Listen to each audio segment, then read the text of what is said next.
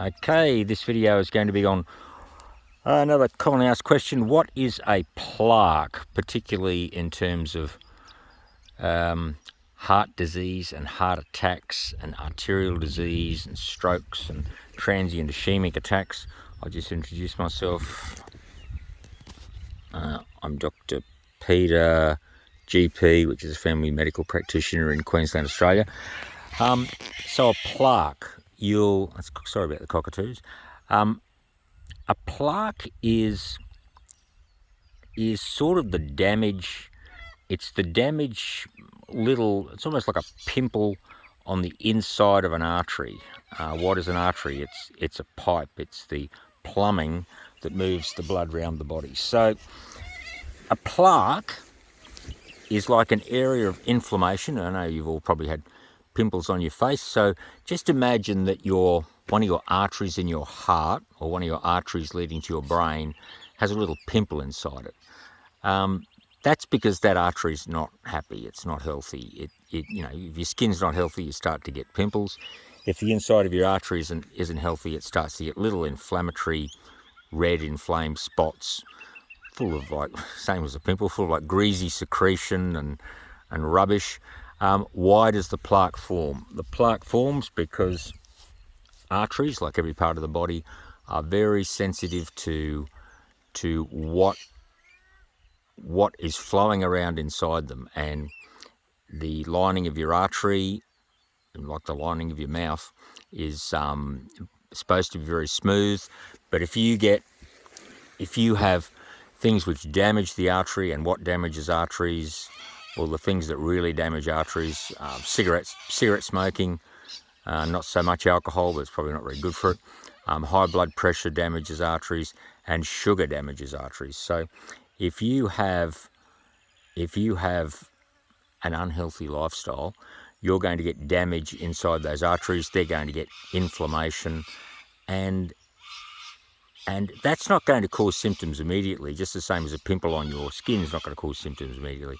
But if you get that sort of inflammatory reaction, and then it forms like a little scabby thing inside the artery, and all right, that's all okay as well. You might not be getting any symptoms, but then if that plaque at some stage cracks open, it's going to expose, which I suppose is like a pimple popping, it's going to expose a lot of rubbishy sort of stuff inside your artery. And because your artery is full of blood, the blood is going to attach to that to try and seal it off. And it's going to form, as part of that, it's going to form a blood clot. And if that blood clot fills the entire space or lumen of the blood vessel, you're going to have a blockage. And your arteries can become very damaged, have a lot of plaque inside them, have a lot of inflammation inside them. You might not get any symptoms, in the same way as your kitchen sink pipe leading out of your kitchen sink can have a lot of built up black goopy grunge inside it, but the sink still drains. But at some stage, if that blocks up, that's not going to drain anymore. Nothing's going to flow. And if you don't get blood flow in an artery in your heart or an artery in your brain, you've got very little time before you're going to get death of any part of the body that's supplied by that artery. So you're going to get, from that plaque and that clot and that blocking off of the artery, you're going to get death of heart muscle, which is a heart attack, or you're going to get death of brain structure, which is a stroke, and they're devastatingly bad things. In the old days, that was just bad luck. Nowadays, if you get to a hospital immediately, which is why they have such intense sort of procedures set in place to get coronary care ambulances and whatnot straight into the emergency department, or someone having a stroke straight into the emergency department.